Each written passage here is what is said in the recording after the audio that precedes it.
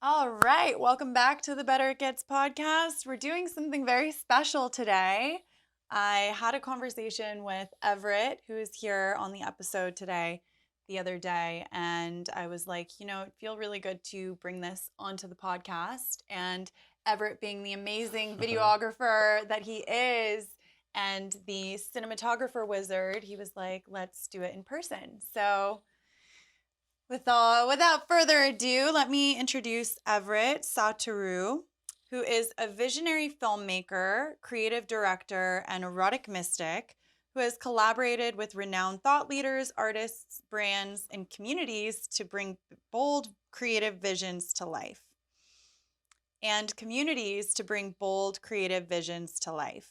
With a unique focus on exploring the alchemy of the Kundalini Union between the divine masculine and feminine, Everett's mission is to guide conscious lovers toward creating aligned, intimate relationships through a new dating paradigm he calls sovereign, sacred relating. His purpose is clear: to transform the modern dating culture into a new mating ritual that aligns with the purpose-driven humans that we are becoming. For us all to become better lovers, have better relationships, and become better humans in the process. So, Everett, welcome to the Better It Gets podcast. Hey, Thank you for coming on today. you're so welcome. Talk about alignment. Yeah, and thank you for setting up this beautiful Of course. space for us to drop in. I think we can just drop right in. Let's dive right in. Yeah. So, where did this passion for creating this new paradigm of relating between the masculine and the feminine come from? It's a personal passion. It's honestly been a personal passion for me my entire life. I've kind of always romanticized love and relationships, and that's kind of been a huge driving factor to all of the major chapters of my life. And as I continued to dive into these really deep and intimate relationships and going through the whole cycle of meeting someone, falling in love, building a life together, falling out of love, uncoupling, moving on, growing, as I kept going through these cycles, I recognized that there hasn't fully been like a roadmap or a framework to do this, especially for people who are really conscious, who are seeking their purpose, who are constantly growing. Like, what's the likelihood of people actually staying together and growing through all of these chapters? And so after being in, going through a lot of these different relationships, I kind of was like, there has to be a better way. And a lot of times I was entering into relationships just off of feels, just off of, ooh, I feel attracted, I feel magnetized to this person, let's dive in. Maybe we'll talk about some things here and there. But it was almost like a dive right into a relationship kind of situation. And a lot of that I learned was just not building the proper foundational ways of being to actually cope with the ever-changing, adapting lifestyle that we all have. And so, yeah, so that really led me to try and figure that out for myself. And then as I started to figure that out for myself, I started to also have a lot of friends and people that are like in my field that are kind of going through the same things. And I was like, oh, wait, I can kind of help you here. Here's a little bit of information, or how about you ask this way, or how about we take this perspective? And so that I kind of started to realize became a greater Dharma than anything else I was creating. And so now we're here. Now we're here. Beautiful. And so when we were talking the other night, just to give some context, Everett and I saw each other at a gathering and immediately just like dropped in about all things union and masculine and feminine and coming into coherence. And you shared about the different love pillars. Would you be open to going into that? Absolutely. This is one of my favorite things of all time. I call it the 7 pillars of sacred union. One could also call it the 7 pillars of sacred intimacy. But these are basically 7 different ways that we as humans intimately relate with other humans. And out of all 7, only one of them is actually romantic. The other 6 are platonic.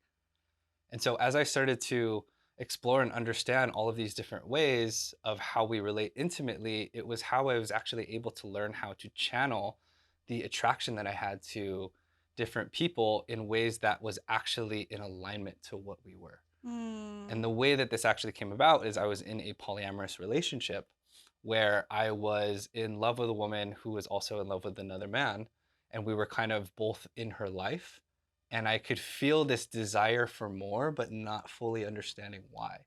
And so Mm. that's where the 7 pillars were birthed, is Wow. because I was comparing and contrasting my relationship with her and her relationship with him, being like, wow, actually, they have a lot of amazing things that are unique to them. We Mm. also have amazing things that are unique to us. Mm-hmm. And so just by identifying that there are 7, it really helps to, like I said, channel where the actual isness of what is our intimate relationship all about? What is this attraction actually Mm. uh, all about? Yeah. And for me also, like, I'm an artist, I'm a creator, and a lot of who I create with is the muse and the feminine. And in that container, that natural container of creation, there's been moments in the past where I've been like, oh, do I have a crush on this woman? Like, I feel this excitement, I feel this attraction, but truthfully, it wasn't, oh, you're going to be my person, or we're going to even be lovers. It's, whoa, I'm actually falling in love with our creative alchemy, right? Mm. And so to be able to channel kind of where my emotions and feelings are going in a way that's clear for Mm-hmm. myself is now how I'm able to communicate exactly how I feel about somebody, or what I see is actually in alignment for our level of alchemy, Mm-hmm. and then channel that in a way that actually feels safe and clear. If that makes sense. Beautiful. Would you like to share with the audience what the 7 pillars are? Yeah. Yeah, of course. Of course. Okay, so these are the 7 pillars of sacred intimacy. So the first one, the first 2 actually, are very much rooted in kind of an unconditional connection. And so these first 2 are also kind of the premise by which I like to enter into any form of intimate relationship, anybody that's close to me now. Mm-hmm. And so the first one is to be family or soul fam. Mm. And so when you meet somebody, right, especially in the community, you meet somebody like, oh my God, like there's resonance, you feel like soul fam. And that feeling is just the feeling of safety and home and Yeah. familiarity, Mm. right? And these are people that we meet that, we have a really tight connection with and can go away for years or whatever, and then come back and it's like, hasn't skipped a beat, Mm-hmm. right? This also is our relationship with our actual blood family, right? There's an intimate relationship there. It's obviously not romantic, right? Or sexual at all, but there's this feeling of home, right? So deep. It's deep. It's a depth familial, like we're soul fam, Mm-hmm. And so for me, that's where it starts, right? And we have so many soul fam relationships that are their own intimate relationships of their own, right? And so that's the first one. The second one is best friend energy, right? To be a best friend, or to have somebody that you can speak to with no filter, that knows all the things about you, that you share hobbies, you want to just like go out with them, right? When you go out or when you socialize, you're like, yeah, I'm here to hang out with you, right? It's Mm-hmm. that best friend energy.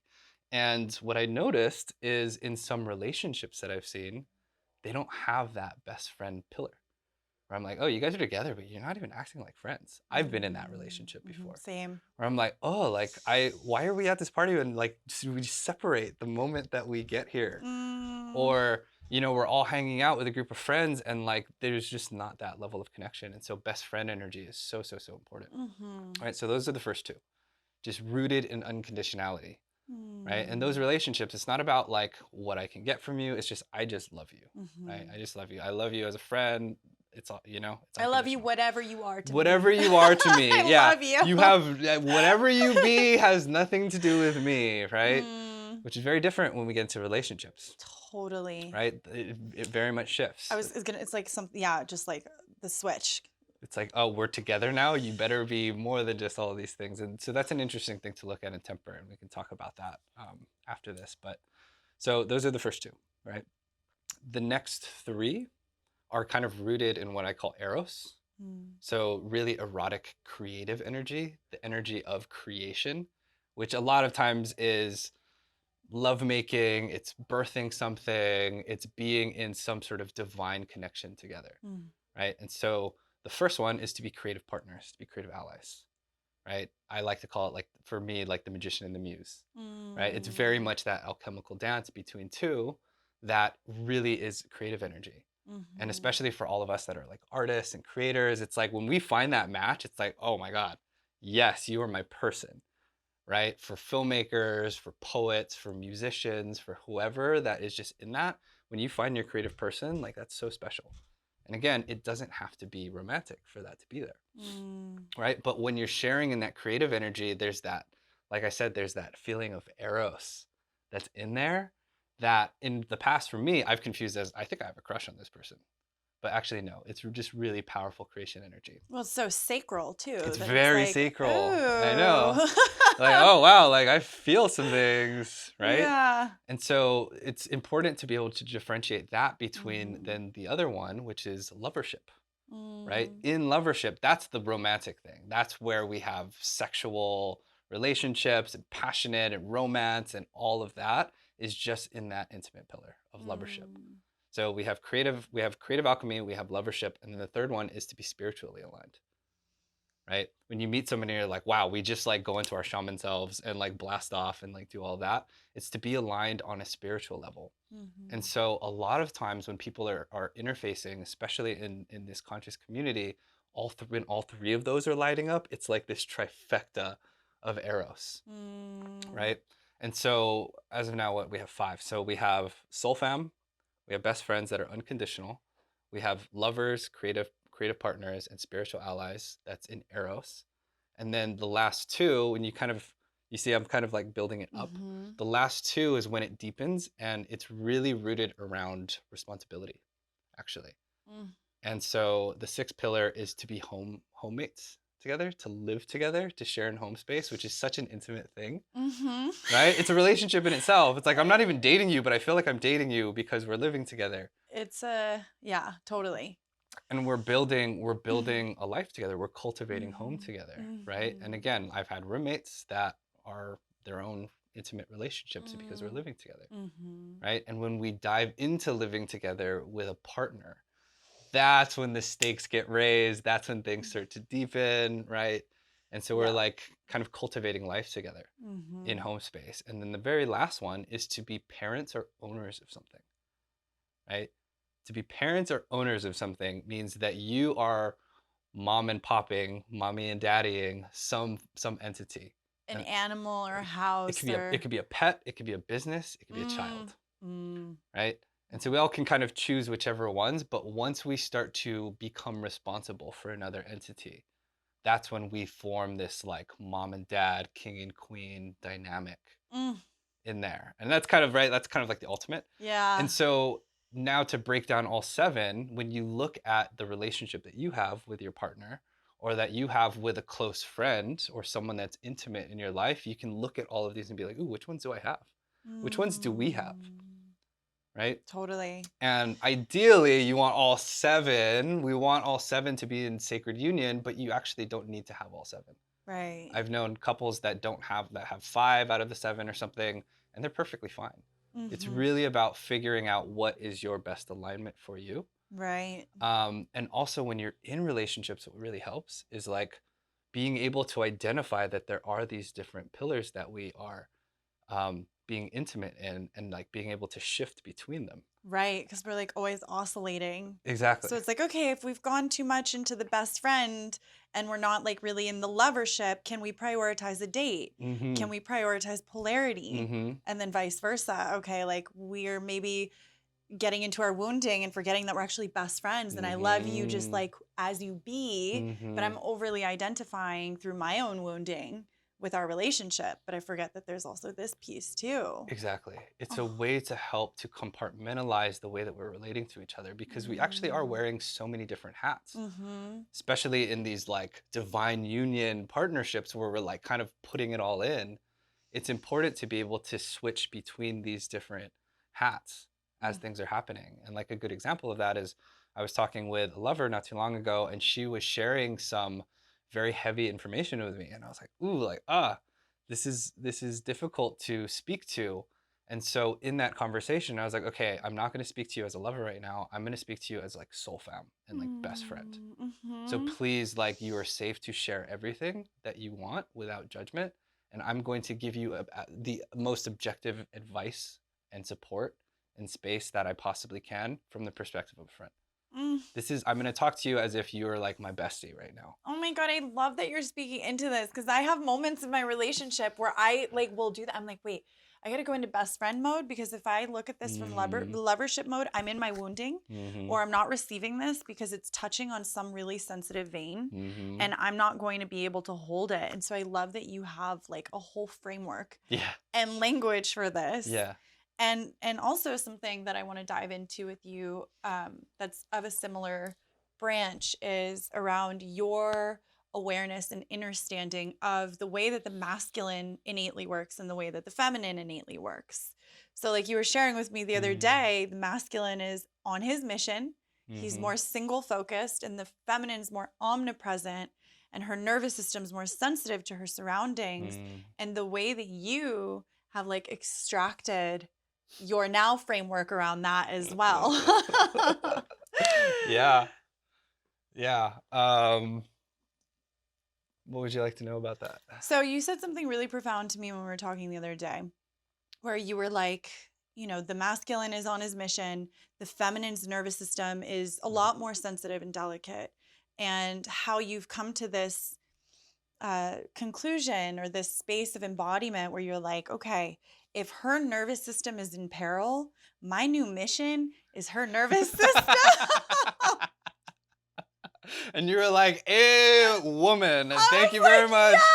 It's yes. about time." And it's not to say, oh, he just abandoned ship because she's, like dysregulated, but Mm. just like the beauty of having that attunement of like, okay, I'm here leading the mission and I'm the captain Mm-hmm. of the mission. And, Mm-hmm. part of that is being a protector and a provider energetically, Mm-hmm. not to my own detriment, but like, Mm-hmm. if she's not feeling safe, how can I shift the focus of the mission? And I'm curious, like, where you got that from and how Yeah. you've applied that. Yeah. I mean, that was such a beautiful insight that came through not very long ago, actually.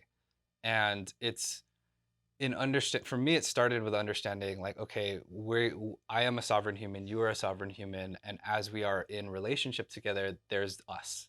So there's three of us, right, that we're navigating. Mm-hmm. When we're doing things together as us, as a unit, there needs to be a level of awareness on both parts of each other, right? That's how we can alchemize, is actually and stay connected, which is the frequency of love. That's what we all want, right? Is to feel connected with each other.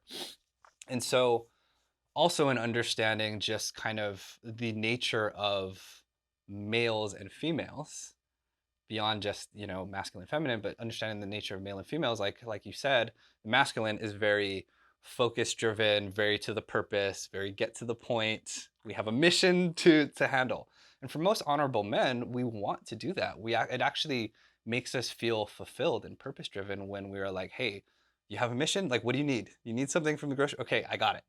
Right? We need to go to the So place. beautiful. I'm going to plan all of it so that we get there safely. God bless the masculine. And that's the masculine. That's we want to serve. We are happy to serve in that way. Mm-hmm. Right? And then for the feminine, to have that level of space to feel safe and to be led is where then you can actually be in your radiance and your vibrance and create life around all of that container by which is created by the masculine. And so that's a beautiful alchemy. Mm-hmm. That's what we want ideally. Mm-hmm. Does that happen all the time?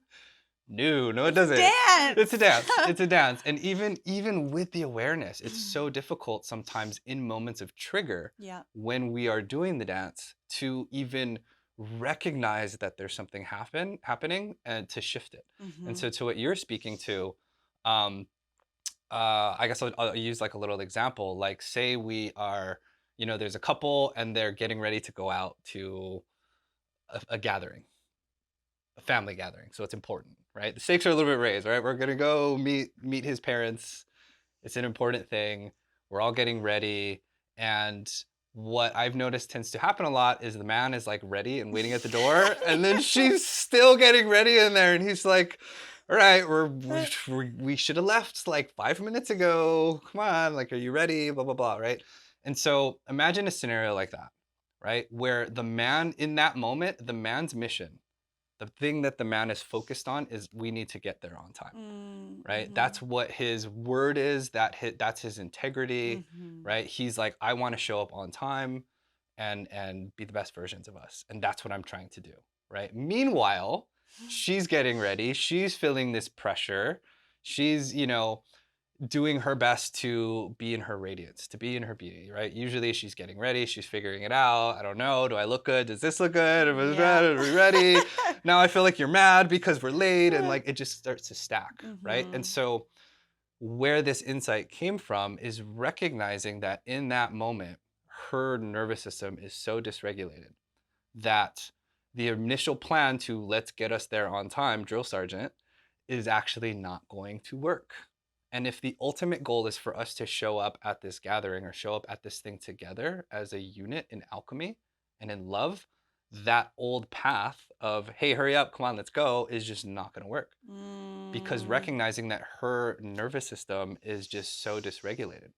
And so in being like a unit, being actually in sacred union, right? The divine masculine needs to, in that moment, shift the priority of what the mission actually is. Is it more important to get there on time? Is it more important for us to get back to a baseline Equilibrium. equilibrium? And that was Mm. something that I had not fully recognized up until that point. It's paradigm shifting. Mm-hmm. Like, even just that sentence alone, Mm-hmm. and not to abort the mission, but to recognize that the mission is actually love and harmony Yep. and the unit, Yep. and showing up as the best, highest version of the unit. Mm-hmm. Because that dysregulation, him being dysregulated about the time, dysregulates her. Then she feels rushed, and now she feels pressured, and now they're Mm-hmm. maybe fighting or arguing and getting into dissonance, and Right. then showing up in that energy. Exactly. Mhm. Exactly. And so as we play that out, as I started to play that out, I'm like, actually, that's not going to help because we're already going to be late in Mm. this hypothetical scenario, right? We're already going to be late.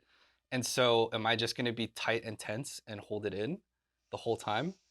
By which case we're going to show up at this event and it's just we're not going to be in coherence with each other. What is actually the priority? What is more important than actually showing up on time? It's Mm. us being connected. So you know what? Mm. Let's abandon that old mission, right? Like let's just cut that. Now I need to focus on the queen. I need to focus on my queen and like let's get us back to connection. By which it's Mm. really like it's really shifting from being in that like wounded, triggered fight or flight version and really evolving to becoming divine father in that moment. Mm. That's what needs to happen. And usually what happens is when either person is in trigger, we're in our child selves. Mhm. We're in our little, our tormented child version. And the only way to do that is to like really become the parents that we wish that we had for one another. Like the other person has to transcend to something way more spacious and divine to actually Mm. help bring it back to equilibrium. Wow. And that goes so much deeper too, because typically when we attract a partner that we're in that deep of a union with, it is a direct reflection of the opposite sex parent and the Mm-hmm. wounds that Mm-hmm. are, get to become activated so that we become whole. Yeah. So if you can assume the position of divine mother, divine father in a moment where someone's regressed, Mm. then you're actually doing your part in helping to heal the fabric of that relationship, Yeah. which is healing the lineage Yeah. as well. Yeah. And I was just doing Lauren Kren has this like shadow work in relationship uh course, and we decided to do it a couple months ago, and I have been procrastinating doing my packet. Great. So I was like, okay, before we move, I'm doing this packet. And so I sat down to do it, and beautifully, all this alchemy came up like as I'm doing the packet, like Mm-hmm. going deeper into these patterns and these wounds and these places that typically we don't look, in relationship. And something that he was saying in it is that the number one cause of strife in relationship is disconnect. Mm-hmm. And that when we disconnect, even in a moment, or like we're living together and we go like couple days being in that frequency of disconnect, the shadow starts to come in, and these Mm-hmm. child parts come up, and we Mm-hmm. regress, and then we're interacting from a place that's not very loving or Mm-hmm. coherent. So Yeah, so like staying in connection with your partner and the importance of that, like just being able to, in micro moments, like nudge to more connection and lean in. So I think how we can just stay in that frequency. And mhm, when we're not and we're existing in separation for longer and longer and longer, that's when all of the stories start to fill in that gray area right. of uncertainty, and you're like, oh Mm-hmm. yeah, it's because so and so and so and thing, and it's like, wow, like all of these stories start to stack, Right. And then you're in your head and and then you're you're in not the in the head, and relationship. you're not in the relationship, and You're in you're in this your mental relationship. exactly like, come on, like let's get out of that, you know. Yeah. Um, but you know what you were saying about healing the lineage in these moments, you're absolutely right.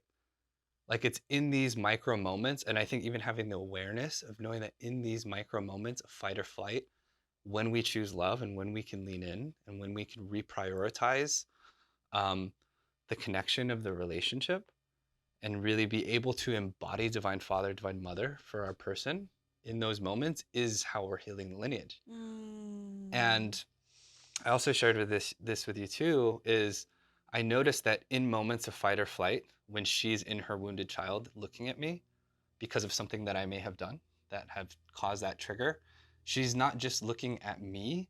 There's four layers. Remember we were talking about that? There's Mm-hmm. four layers that she is feeling. And I also recognize too, like as a man, I'm as an empathic man, there's I feel and sense so many things, but recognizing that the female body, the female vessel is so much more sensitively attuned because that is her gift and her thing. Um, so recognizing that, I realized that in moments of trigger, she's not just feeling the external thing that happened. She's also feeling into the internal unconscious parts of me that I don't see. And then beyond that, it's like she's seeing all of the other men in her life that have played a role in creating this trigger trauma. And then beyond that, it's the lineage of ancestry and the collective. Mm. So in this moment, I am playing divine masculine for you. I am playing your masculine counterpart. And so in these moments of trigger, it's not just the little thing that I did. It's looking at the subconscious parts of me that were kind of unconsciously acting. And then also like, whoa, I'm holding on my shoulders like all of the other men that have done something to create this trigger trauma.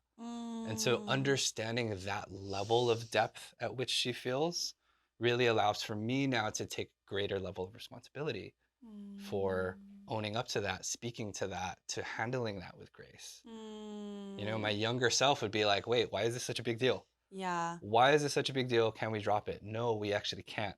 Right. My perception of it is on level one surface. It's a small thing.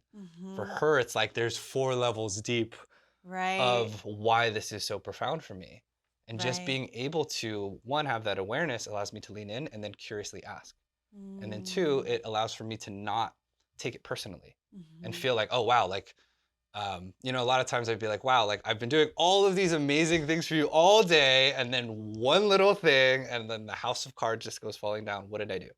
Right. And then typically in that consciousness of masculinity, it's like shaming the one thing because there's an Mm-hmm. internal narrative of, oh, I'm doing something wrong.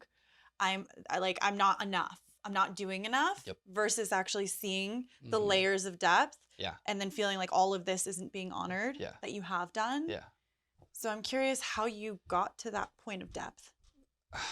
it, How are you able to like see beyond those layers now? it really in moments of those triggers, I've learned to if I really can't speak to it because I'm just feeling, I'm also in my trigger.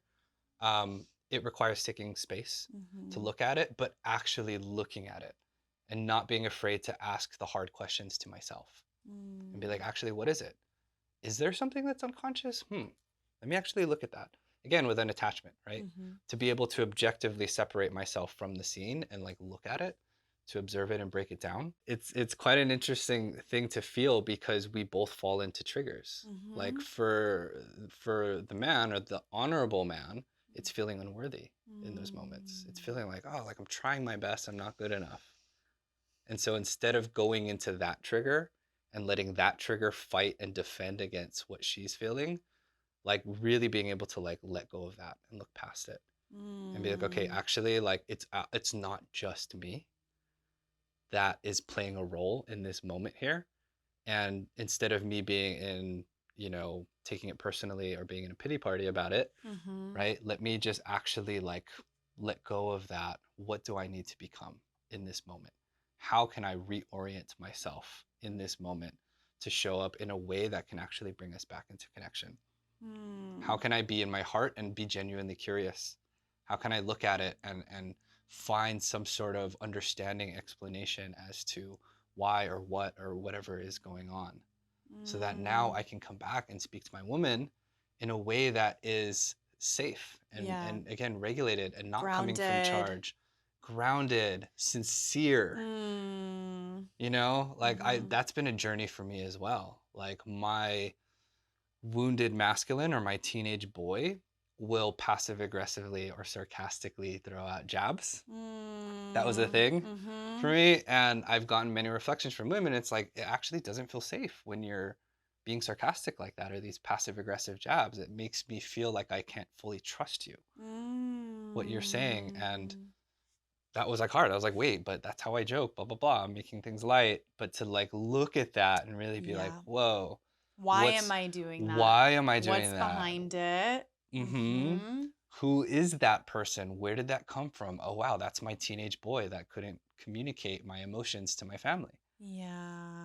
That is just using this as an outlet and that just sticks. And of course, when I meet my woman, who's like a reflection of mother in a way, Mm. right, is when we get into that trigger, when I get into that fight or flight, I'm reverting to that like sarcastic jab. Totally. I love that you're speaking into this. Something that I've been tracking this, but just recently I was tracking it really deeply and like Mm, in real time, like having this whole like cathartic download around it and journaling about it. But I realized like depth is the feminine's domain. mm, And so for a man to be able to like breathe into himself and like mm, fully be here mm, is very disarming to mm, actually, my mom and I were talking about this yesterday, to maybe the script or the shtick that he's been doing his whole life. Because to be in the domain of depth, you have to be disarmed and mm, disarmored, which is very mm. vulnerable, which I think the feminine feels a lot safer and more comfortable Yeah. in as a relational, intimate, like yearning being. But I'm seeing men that really desire to be going there with women in this like template of union and choosing women that are going to initiate them into Mm-hmm. those Oh depths. yeah.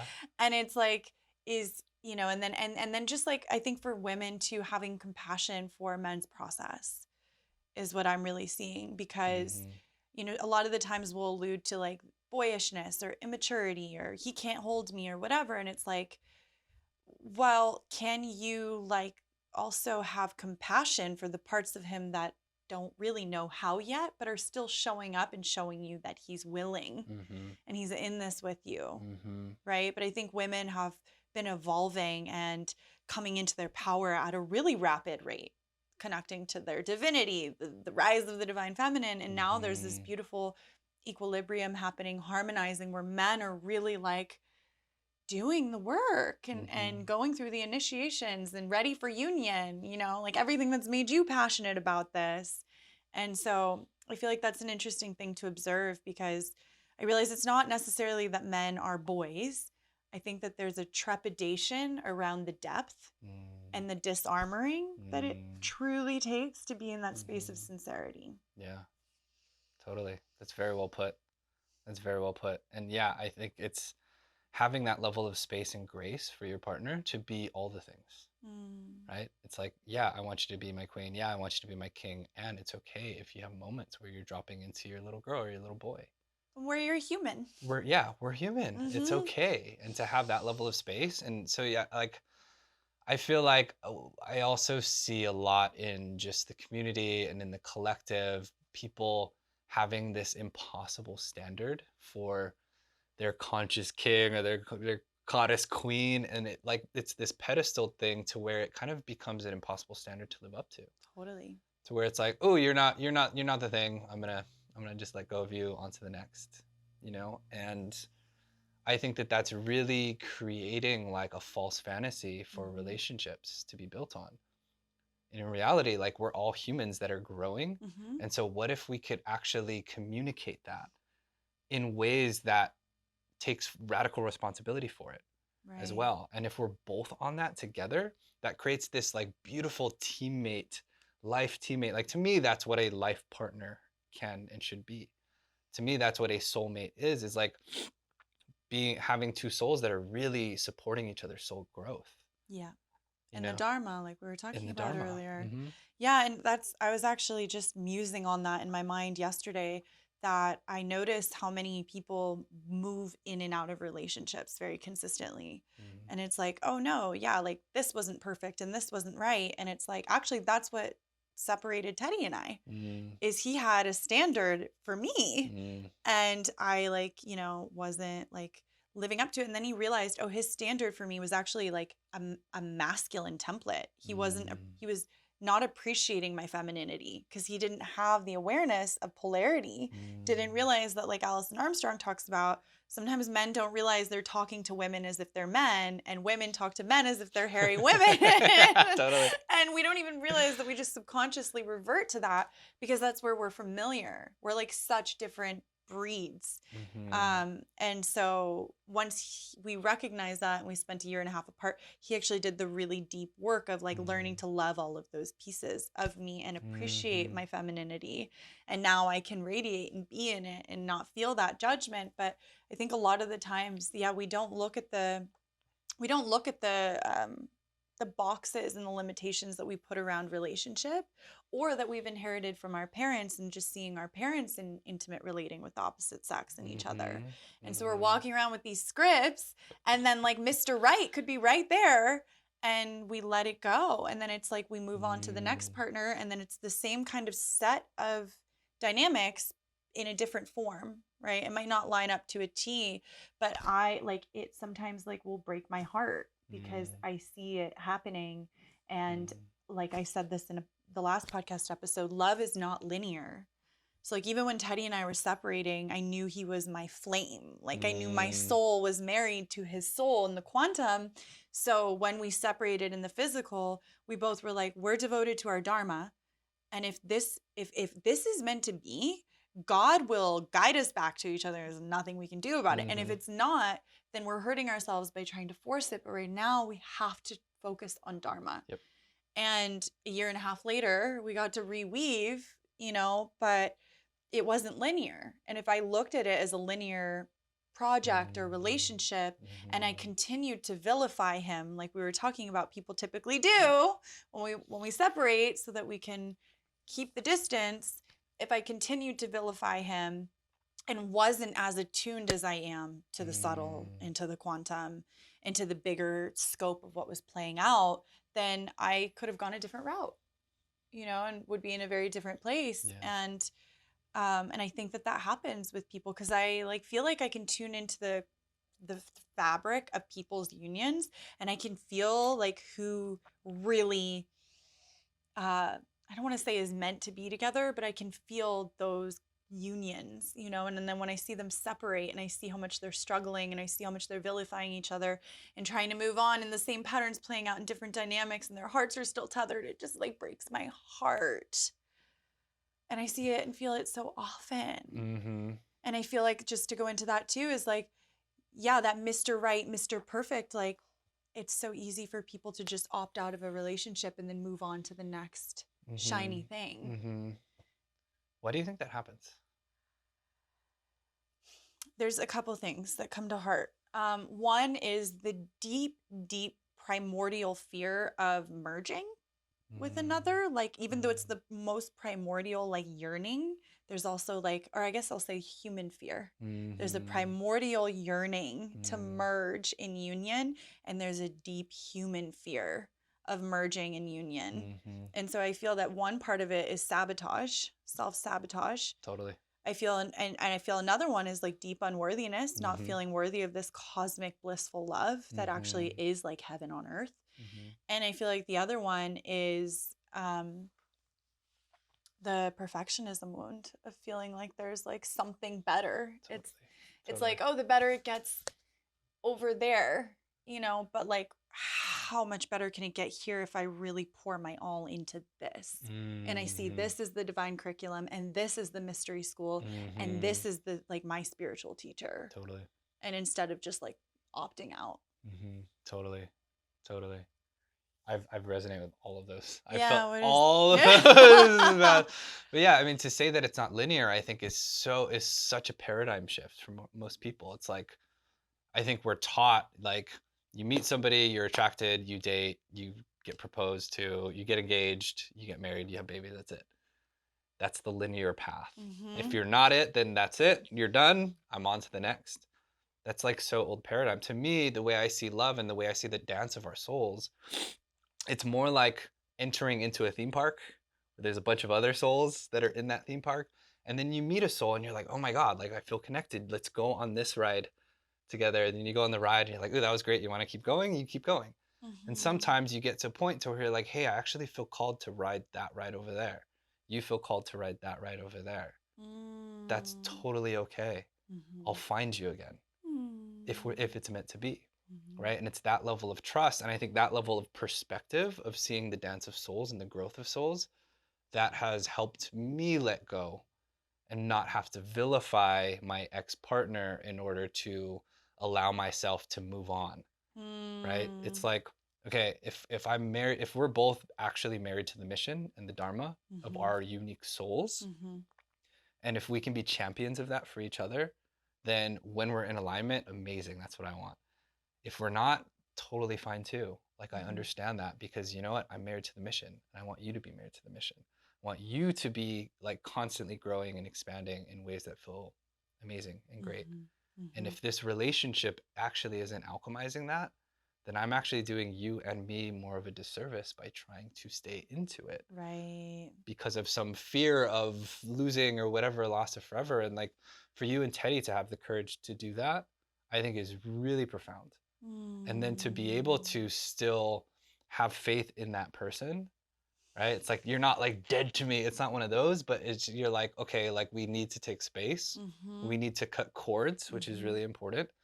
And let's trust that if the divine will is for us to link back up again, then it will be so. Mhm.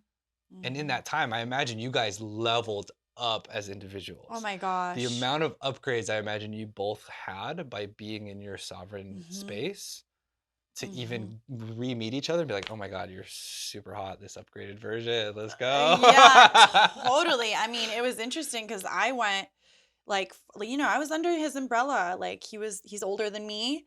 I was like in his like Mm-hmm. in his space. And so I was like, okay, I get to go be sovereign and like really understand what it means to be in my dharma and Mm-hmm. sovereign.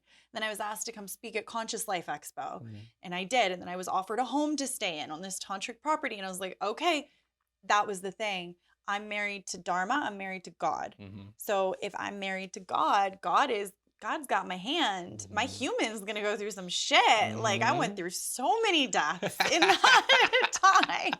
I didn't recognize myself for months on end. Right. And I was like, I'm gonna keep dissolving for Dharma. And I know Mm-hmm. that this is shaping me into the woman and the leader that I get to be. And Mm-hmm. like ultimately it's like the small self. I felt like my small self died in that process where I was like, if I can go through this, and if I'm like Mm-hmm. most women who experiences the abandonment wound, and I'm literally living it in the most profound way of Yeah. like I'm abandoning ship with my partner who can't fully commit. And that's another thing that maybe we can talk about is men and their fear of commitment Mm-hmm. and that dance, and so that had come through, and that feeling of not being fully chosen Mm-hmm. allowed me to fully choose myself.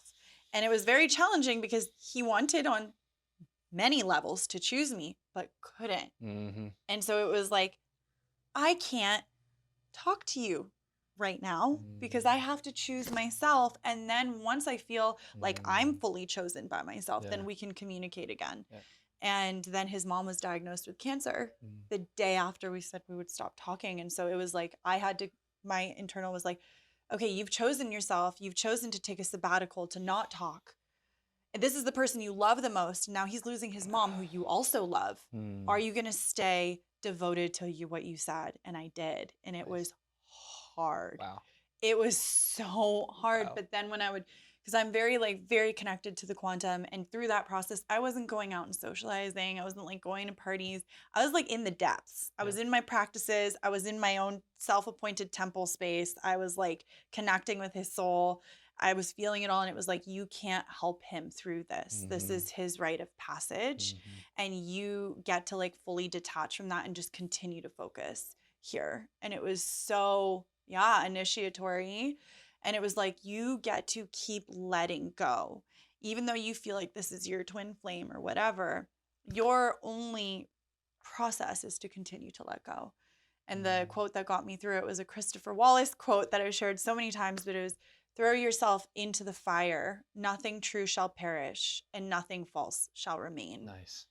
Yeah. So I just became so devoted to the fire. Yeah. I was like, okay, this is I'm just going to keep burning and rising and trusting. And yeah. And then when we were brought back together, he had done so much work, like really did the work, not just like talking about it, and was able to show up in his masculinity and like claim, and I had said, I'm like, I'm not meeting with you unless we have a therapist and we have a mediator.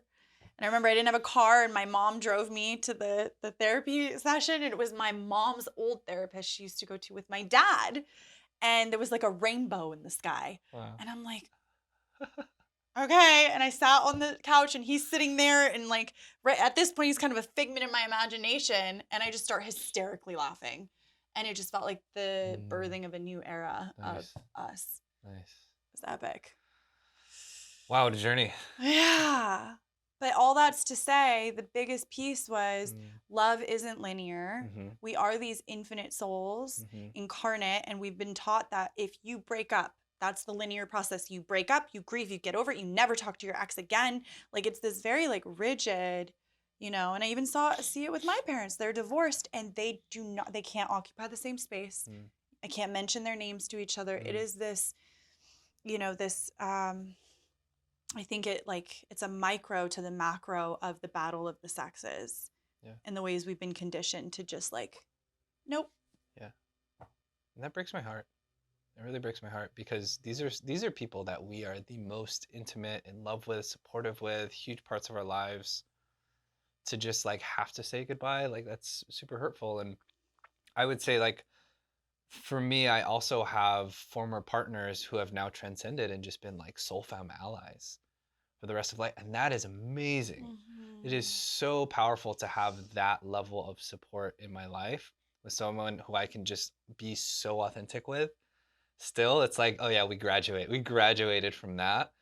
And now it's like, I got your back for life, and vice versa. And like, to be able to be in that, I think would be the ultimate goal for me. And I do believe that that's possible with that level of perspective and awareness in how we are actually interacting and interfacing intimately with people. It's not a finite game, it's the infinite game. I want to play the infinite game of souls with you, right?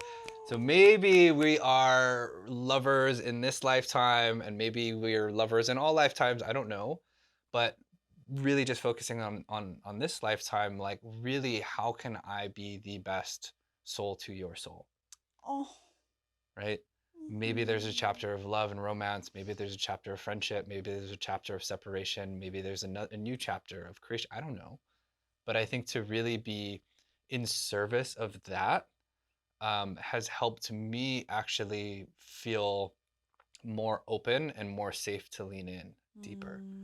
Is knowing that it's like actually not an all or nothing thing, right? With us, it's a present now. I feel it. Let's go. I trust that, and I'm also so devoted to your soul's mission that I know that regardless, I want to be able to love you whether we're together or not. I love being able to bring that level of awareness to an intimate partnership or just any form of intimacy. Like even it's just like, okay, maybe we're friends, I don't know what it's going to be, but right now, immediately off the bat, this is my walk of life. I will support your soul growth for you beyond anything else, right? Whether that's with me or not with me, right? Like I'm supporting that. And that comes with its own set of working through whatever other pieces. Because we also have, our desires and our preferences. And it's like working with like the multiplicity of self. I mean, it all goes back to that relationship that we do have with ourselves and the divine. Totally. But also the template you're speaking into is like ultimately like full embodiment of Dharmic devotion. If you're devoted to your Dharma, which is your service that you were encoded with to gift the world, then of course you're going to be devoted to other people living that out too, because Mm-hmm. ultimately it's for the betterment of Mm-hmm. the entire universe. Mm-hmm. And like, isn't that what we're here to do? Yeah, absolutely. Absolutely. And so what better way to enter into partnership than being very aware of that? Because Mm-hmm. then it's like, wait, I choose you because your dharma and my dharma just so happen to be going in the same direction right now. So Mm-hmm. let's alchemize. To Yeah. me, that's the reason why, we should really connect.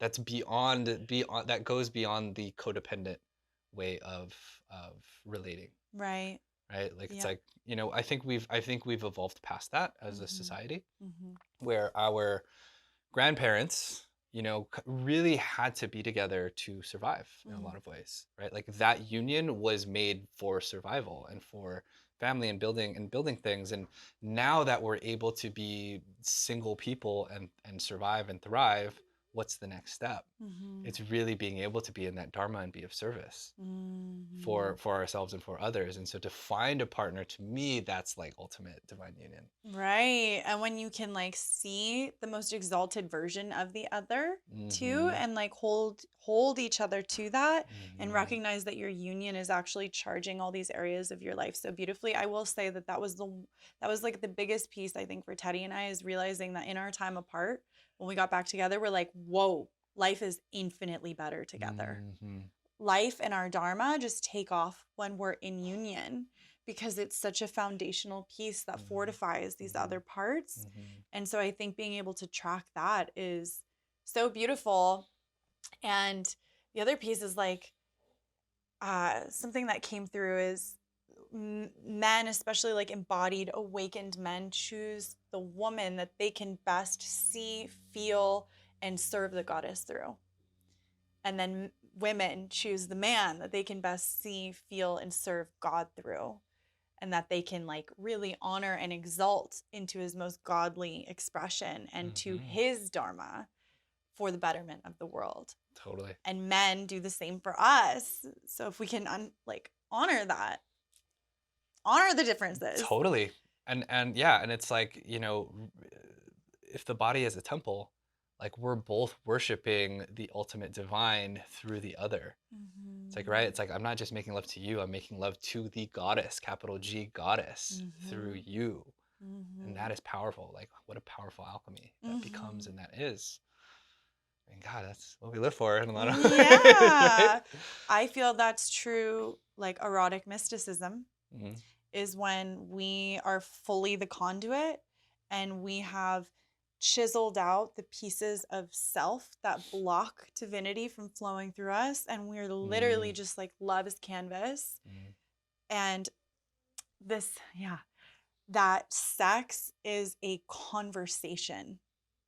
Sex is a conversation between souls Mm-hmm. that reaches pockets that verbally we can't really touch. And I think that's another piece around relationship being so nonlinear, is that a lot of the times people in relationship will watch TV together, or they'll be on their phones, or they'll be talking.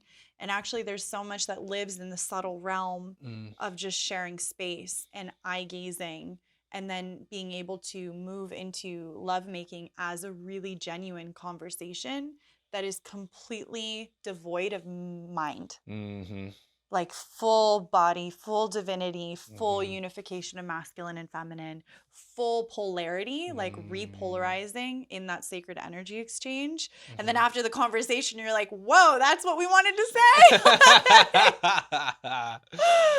Okay. Cool. That's like yeah, that's a primal and soul expression that's happening simultaneously. And that's like really, I think the ideal is when we're in flow state, in that Mm-hmm. when we're actually able to sense each other and flow with each other without having to speak to it. And that actually that's where the work comes in. That's a Right. byproduct of all of the work and connection that's happening outside of that sexual erotic container. Mm-hmm. And like that awareness, that attunement to each other, to be able to like just dance and flow and move. And Yes. then like when you are in an erotic container, when you are making love, it's like everything get out of the way. Let's just be in that full Mm-hmm. expression and that full trust of each other. And Mm-hmm. that's where the amazing cosmic erotic sex starts to happen, right?